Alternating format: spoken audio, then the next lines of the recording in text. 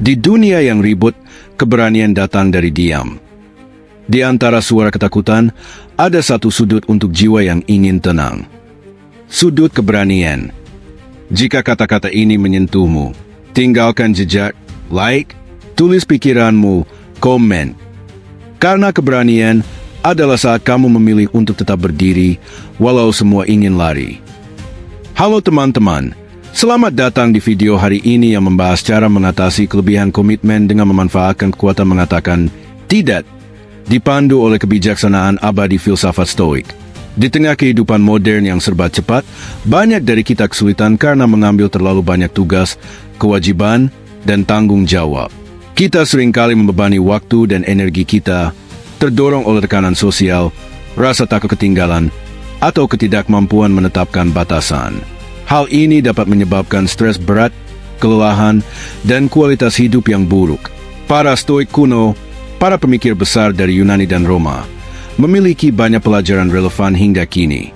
Mereka mengajarkan pentingnya fokus hanya pada apa yang bisa kita kendalikan, hidup dengan kebajikan dan integritas, serta mengasah disiplin diri.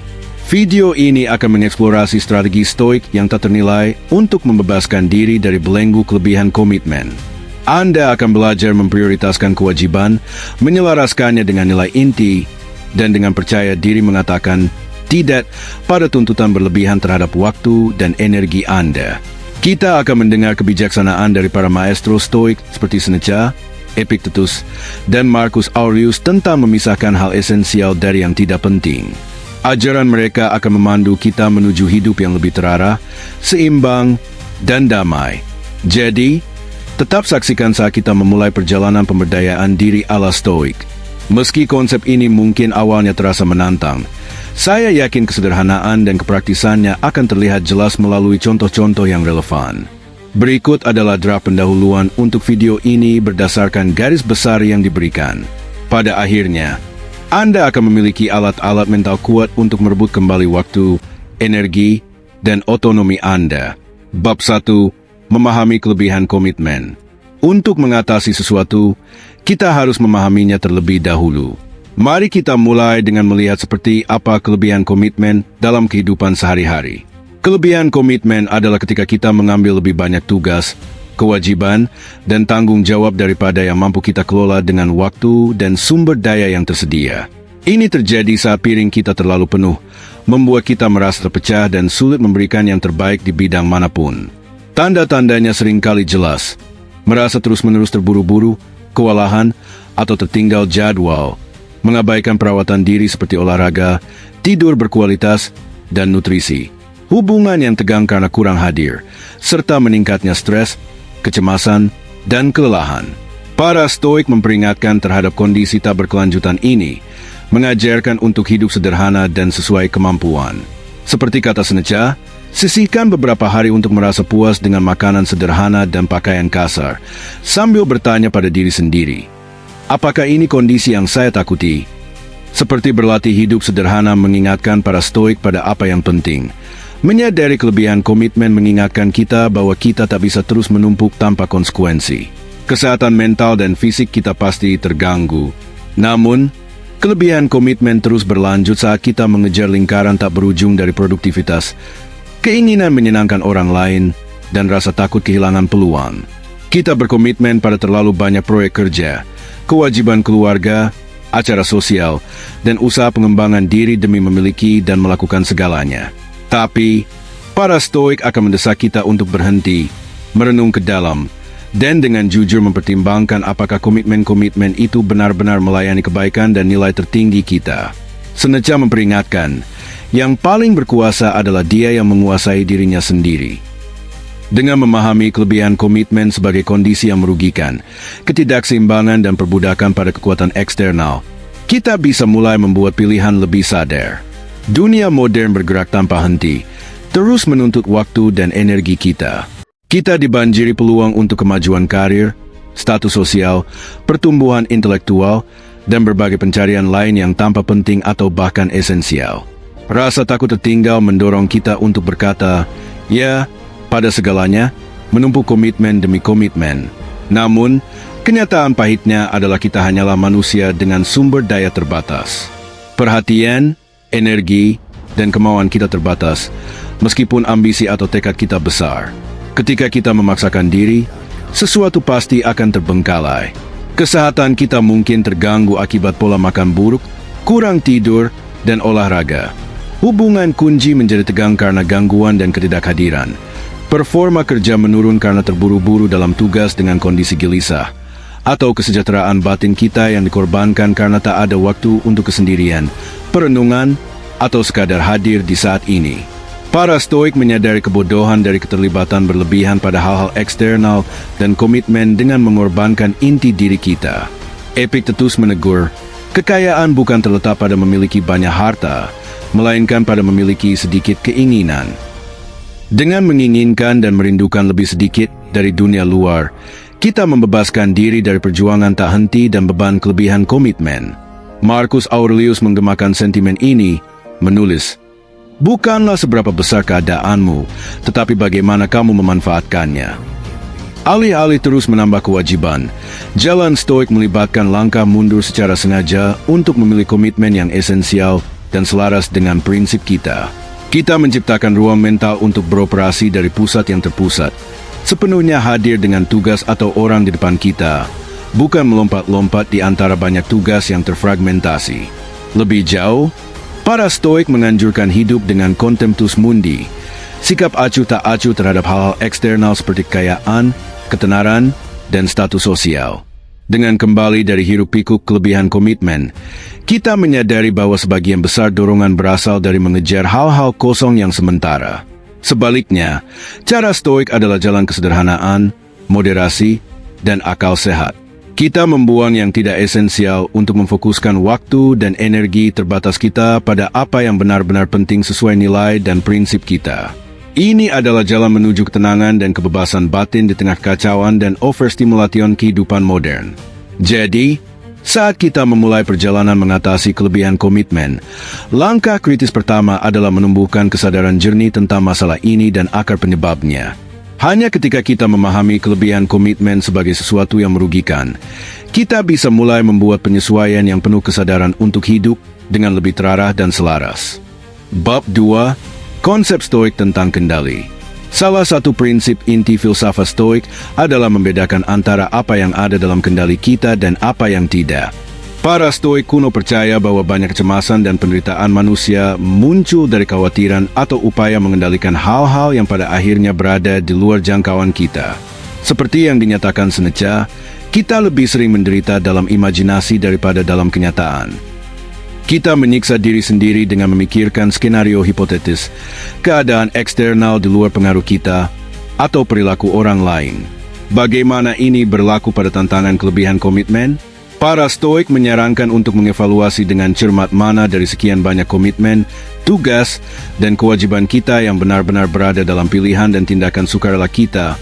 Ini adalah satu-satunya hal yang sepenuhnya kita kendalikan.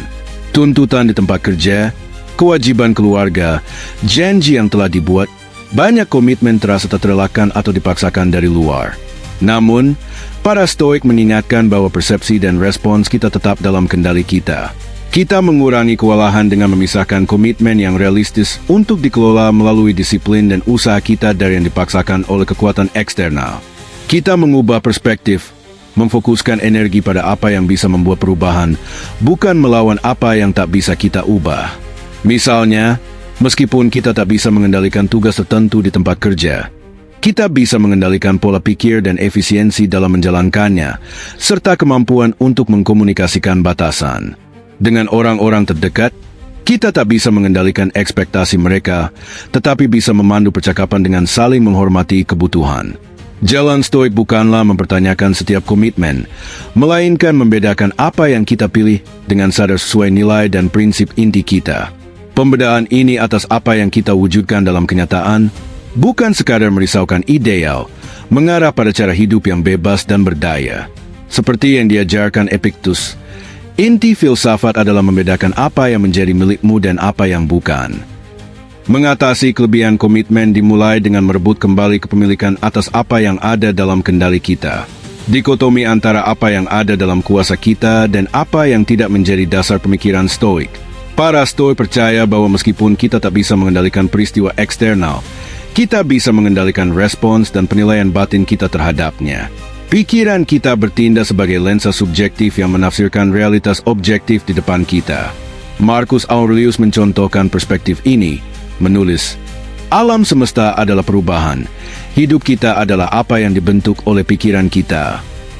Dua orang bisa menghadapi peristiwa yang sama, kemunduran di pekerjaan, konflik keluarga, atau keadaan eksternal lainnya, namun pengalaman batin dan kemampuan mereka untuk merespons secara produktif akan berbeda berdasarkan penilaian mereka terhadap situasi tersebut.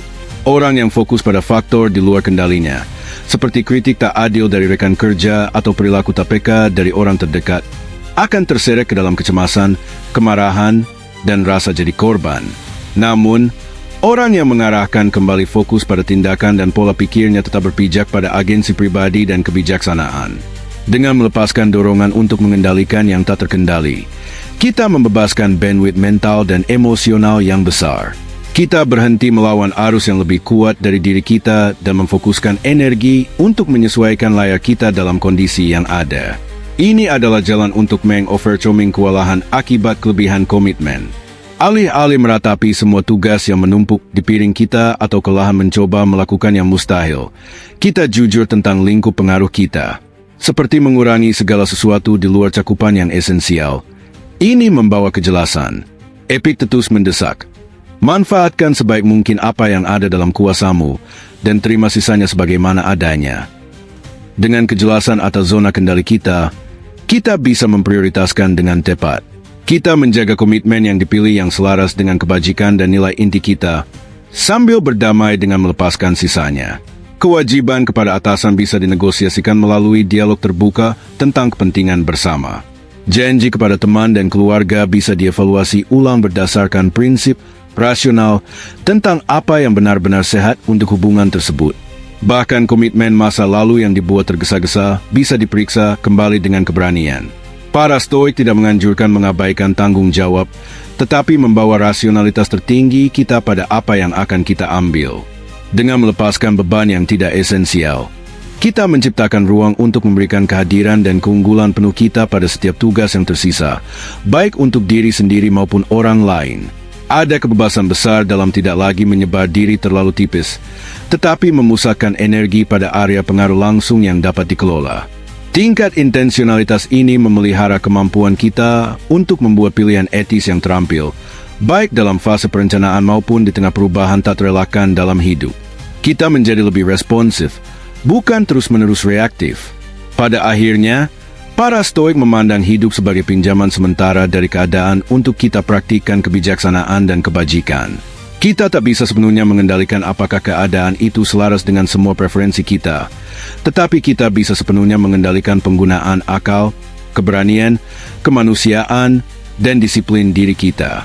Dengan ini, kita memperoleh kekuatan besar dengan membedakan arena di mana kehendak dan tindakan kita berkuasa dari domain yang dikuasai oleh faktor eksternal, bukan kekuasaan atas dunia, tetapi kedaulatan atas perilaku dan kondisi batin kita sendiri, satu-satunya yang benar-benar milik kita sejak awal. Penyerapan kembali kendali dalam lingkup kita membuka jalan untuk mengatasi delirium kelebihan komitmen. Bab 3. Memprioritaskan komitmen Anda. Setelah kita membedakan komitmen mana yang realistis berada dalam kendali kita, langkah penting berikutnya adalah memprioritaskannya. Seneca dengan bijak menyatakan, bukan karena waktu kita hidup itu pendek, tetapi karena kita menyia-nyiakannya. Para Stoik memahami bahwa meskipun waktu kita di bumi terbatas, kita sering membuangnya untuk hal-hal sepele yang tidak selaras dengan nilai dan aspirasi terdalam kita. Kelebihan komitmen seringkali muncul dari mengatakan, ya, pada terlalu banyak tugas dan kewajiban yang tidak esensial. Tapi, bagaimana kita menentukan apa yang benar-benar esensial? Para Stoik menyarankan untuk secara teratur merenungkan kebajikan inti, filosofi hidup, dan tujuan prioritas tertinggi kita, lalu menganalisis secara kritis apakah komitmen kita saat ini selaras dengan prinsip-prinsip panduan tersebut. Salah satu pendekatan praktis adalah menggunakan matriks Eisenhower untuk mengkategorikan komitmen menjadi 1. Mendesak dan penting. 2. Tidak mendesak tetapi penting. 3. Mendesak tetapi tidak penting. 4. Tidak mendesak dan tidak penting. Para Stoik akan fokus intens pada komitmen krusial yang memajukan kebajikan dan tujuan hidup kita. Hal-hal sepele yang mendesak bisa didelegasikan atau dihentikan sama sekali. Alternatifnya, kita bisa menggunakan metode ABC. Memberi label komitmen sebagai A untuk esensial, B untuk baik jika ada waktu, dan C untuk membuang waktu yang harus dibuang. Para Stoik mengincar hidup A.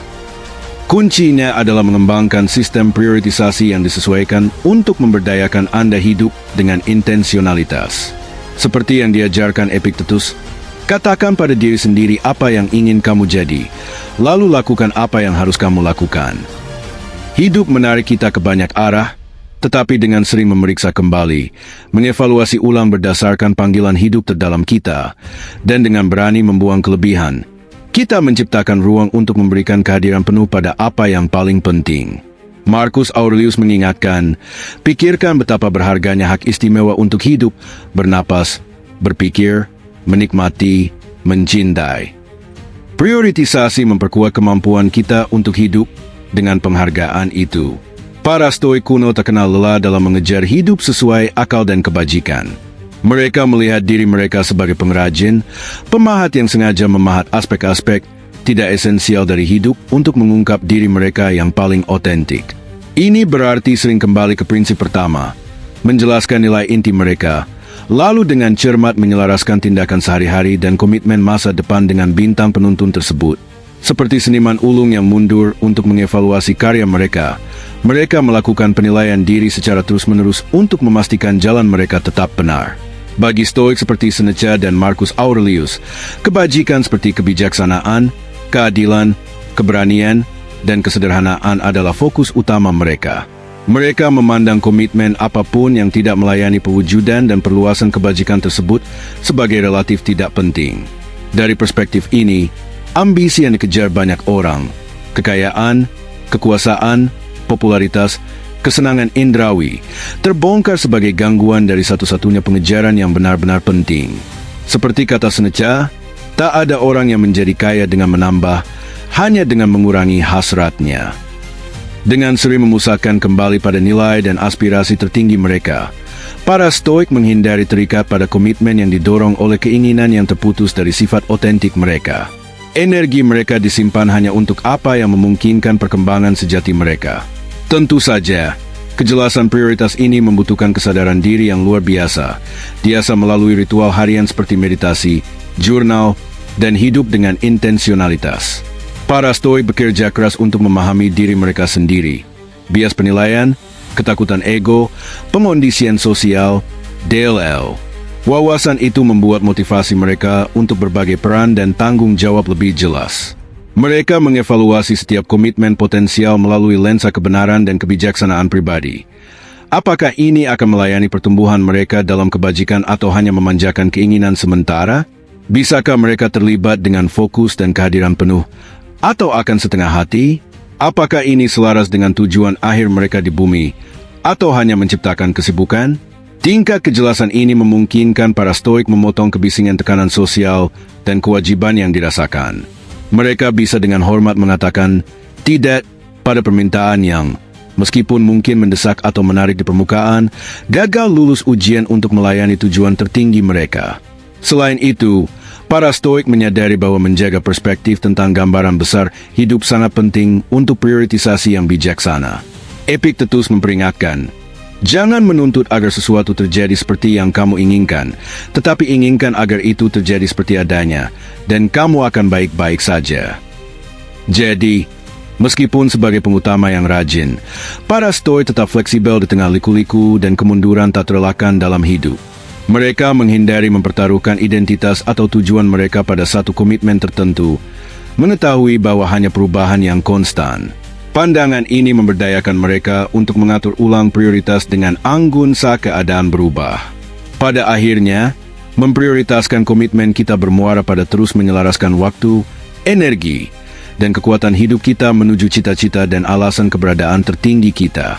Ini adalah praktik tanpa akhir untuk memahami diri, dengan berani melepaskan beban berlebih, dan dengan sengaja membentuk kehidupan yang dihususkan untuk mengasah kebijaksanaan dan keunggulan karakter. Teladan Stoik menunjukkan bahwa kehidupan yang bermakna penuh kebajikan, dan tenang mengalir dari prioritisasi yang tegas. Segala sesuatu yang lain hanyalah kebisingan yang tidak melayani apapun. Bab 4. Kekuatan mengatakan tidak. Dengan pemahaman jelas tentang komitmen prioritas tertinggi kita, kita harus mengembangkan keteguhan untuk mengatakan tidak pada hal-hal tidak esensial yang mengancam membebani kita. Seperti kata Marcus Aurelius, jika itu tidak benar, jangan lakukan. Jika itu tidak jujur, jangan katakan. Para Stoik mengajarkan kebajikan bertindak dengan integritas. Menolak melanggar prinsip rasional kita hanya untuk menyenangkan orang lain atau menghindari ketidaknyamanan. Kelebihan komitmen karena tekanan sosial atau takut mengecewakan orang lain tidak selaras dengan filosofi ini. Ketika kita berkata, ya, pada komitmen yang kita tandai sebagai B atau C, prioritas yang jauh lebih rendah yang tidak melayani nilai inti kita, kita mencairkan waktu dan energi yang tersedia untuk A, kita, panggilan tertinggi kita. Kita mengurangi kekuatan kita untuk menjalani kehidupan yang terintegrasi dan terarah. Tentu saja, mengatakan tidak sangat sulit, terutama bagi mereka yang suka menyenangkan orang lain. Ini bisa terasa kasar, egois, atau seperti kita mengecewakan orang lain. Insting kita seringkali menghindari ketidaknyamanan sementara dari percakapan itu, tetapi para Stoik menyarankan untuk melakukan hal yang lebih menantang, jujur tentang kapasitas terbatas kita, menetapkan ekspektasi yang tepat, dan tetap teguh dalam menjaga batasan kita. Seperti yang diajarkan Epictetus, jika kamu tidak ingin menjadi orang yang sengsara, jangan jadi orang yang mengejar banyak hal. Dengan latihan, kita bisa mengatakan tidak dengan empati, kehalusan, dan percaya diri, menjelaskan bahwa menjaga kemampuan kita untuk hadir sepenuhnya bagi hal-hal esensial lebih baik daripada memaksakan diri.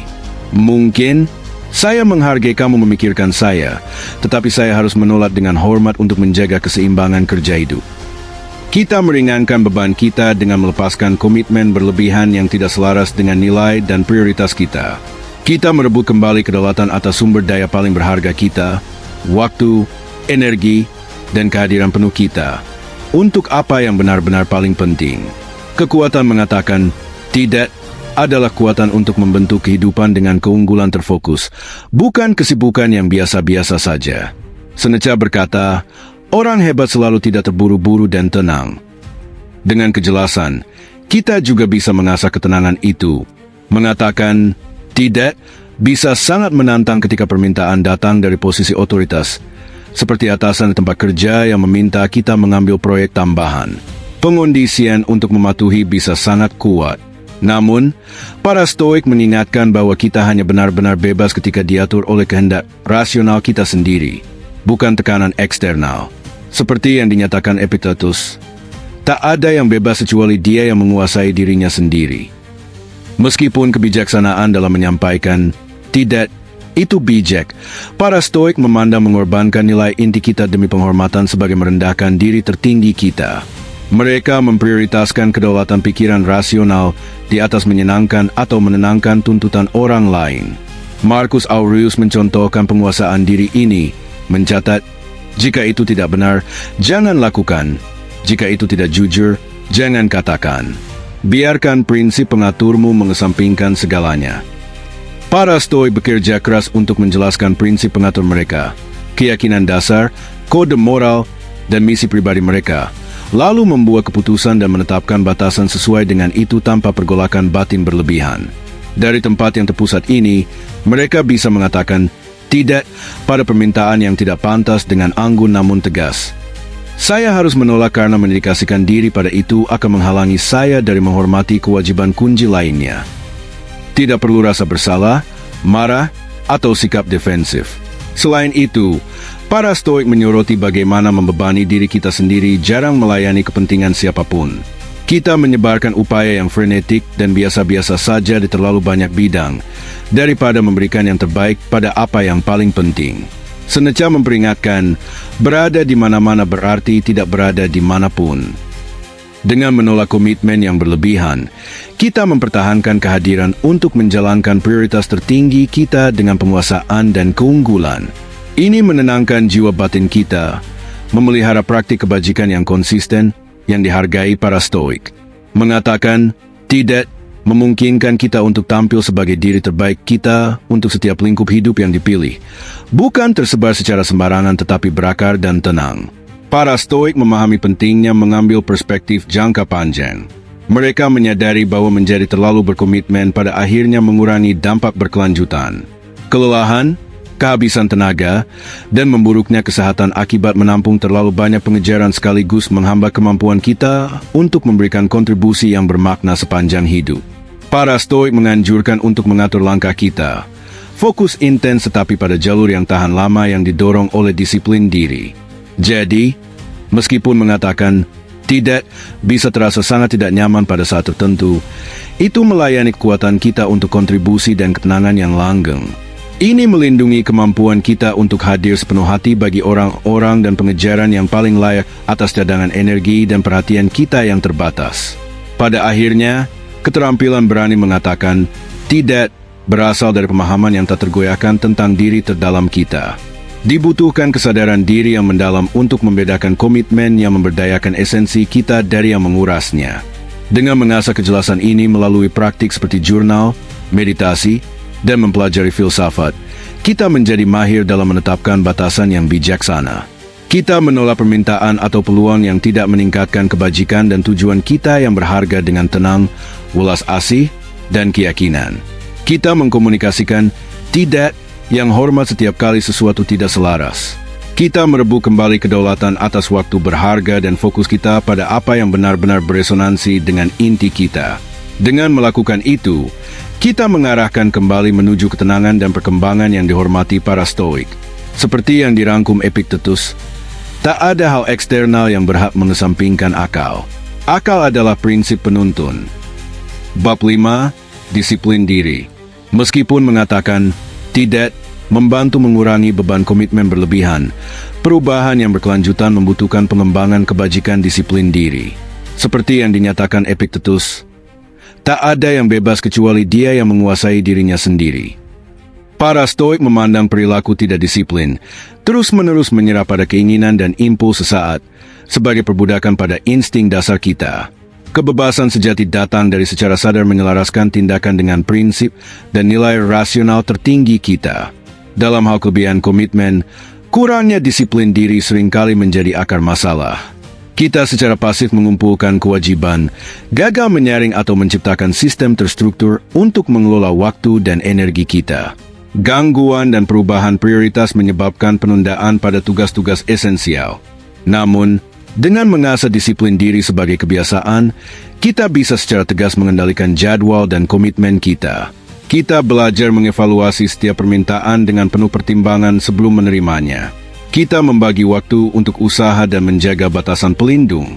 Teknik yang membantu termasuk membagi kalender menjadi blok waktu untuk produktivitas, menjadwalkan jeda antar rapat untuk menghindari kekacauan berturut-turut, mengembangkan rutinitas pagi untuk memulai hari dengan sengaja, dan mengerjakan tugas tersulit terlebih dahulu saat energi sedang tinggi. Seperti yang diajarkan filsuf kuno Musonius Rufus, latih ketekunan setiap hari. Mulailah dengan bertahan dalam hal kecil, lalu maju ke usaha yang lebih besar. Dengan latihan tekun dalam disiplin ini, mengelola kelebihan komitmen menjadi hampir otomatis. Kita secara proaktif menjaga prioritas kita alih-alih secara reaktif terseret oleh tuntutan eksternal. Pada akhirnya, disiplin diri membebaskan kita untuk mengarahkan waktu dan usaha terbatas kita menuju tujuan hidup paling signifikan kita, tanpa terganggu oleh gangguan sepele. Seperti yang dikatakan Seneca, mampu menikmati hidup masa lalu adalah hidup dua kali. Penguasaan diri memastikan kita menjalani kehidupan yang layak sejak pertama kali. Bab 6. Refleksi dan peningkatan berkelanjutan. Kunci terakhir untuk secara efektif melawan kelebihan komitmen adalah praktik stoik refleksi diri dan peningkatan berkelanjutan. Seperti yang dinyatakan Socrates dalam kutipan yang sangat memengaruhi pemikiran stoik, hidup yang tidak diperiksa tidak layak dijalani. Para stoik tahu bahwa kehidupan sibuk kita bisa menjadi rutinitas tanpa pikiran, terputus dari niat inti kita. Kita harus berhenti sejenak untuk menyelaraskan kembali guna memastikan kita tetap sesuai dengan nilai dan prinsip yang kita pegang. Tanpa refleksi, kita kehilangan arah. Inilah mengapa teknik seperti jurnal malam, retret 2 kali setahun untuk mengevaluasi kemajuan, dan meditasi harian untuk memeriksa bimbingan batin kita sangat penting. Praktik ini menciptakan ruang untuk menilai apakah komitmen kita saat ini adalah investasi yang berharga. Misalnya, tinjauan mingguan mungkin mengungkapkan komitmen seperti menghadiri pertemuan asosiasi lingkungan yang terasa wajib namun memberikan sedikit kepuasan. Ini menandakan peluang untuk mengevaluasi ulang dan mungkin menghentikannya. Sebaliknya, tujuan pribadi seperti belajar bahasa baru mungkin terbengkalai karena terlalu banyak bekerja. Dengan refleksi yang disengaja, kita diingatkan untuk memperbaiki arah dengan melindungi waktu untuk komitmen tersebut.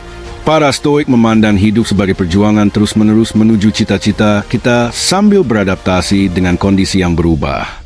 Dengan secara teratur meninjau kembali cadangan waktu dan usaha kita dengan kejujuran yang berani tentang apa yang harus dipertahankan atau dilepaskan, kita mencegah stagnasi dan merayapnya kelebihan komitmen. Seneca menyarankan, tak ada yang kurang dikuasai orang sibuk selain hidupnya sendiri.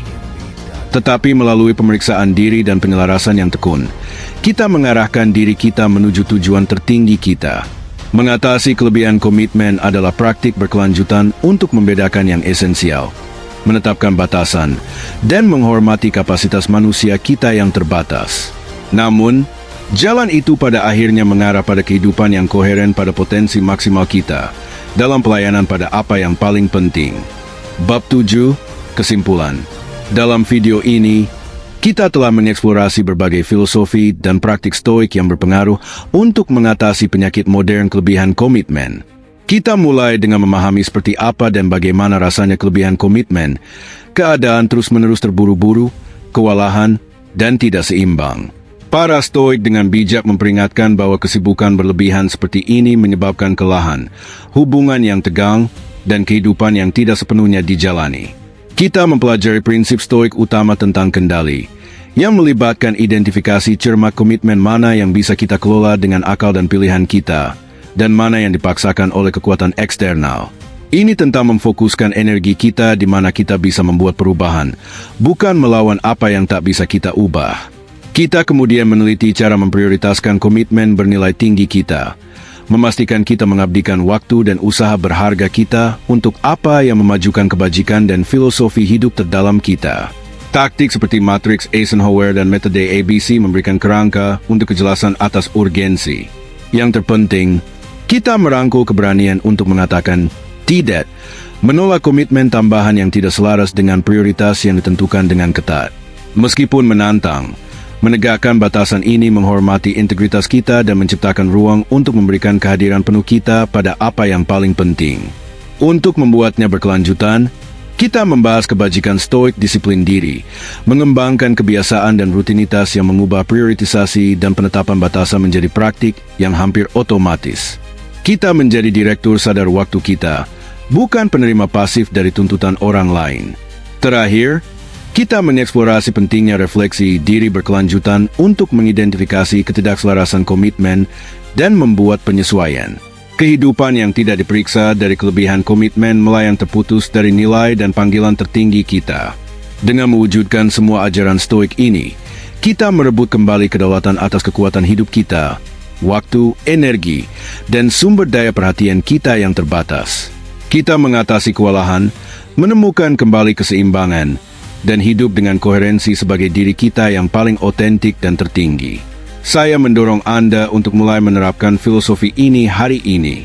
Mungkin awalnya terasa tidak nyaman, seperti proses pertumbuhan apapun. Tetapi percayalah bahwa dengan latihan tekun, kesederhanaan dan kekuatan jalan stoik akan menjadi nyata melalui pengalaman hidup Anda sendiri. Anda akan mulai menikmati momen-momen indah yang saat ini terkubur di bawah tumpukan komitmen.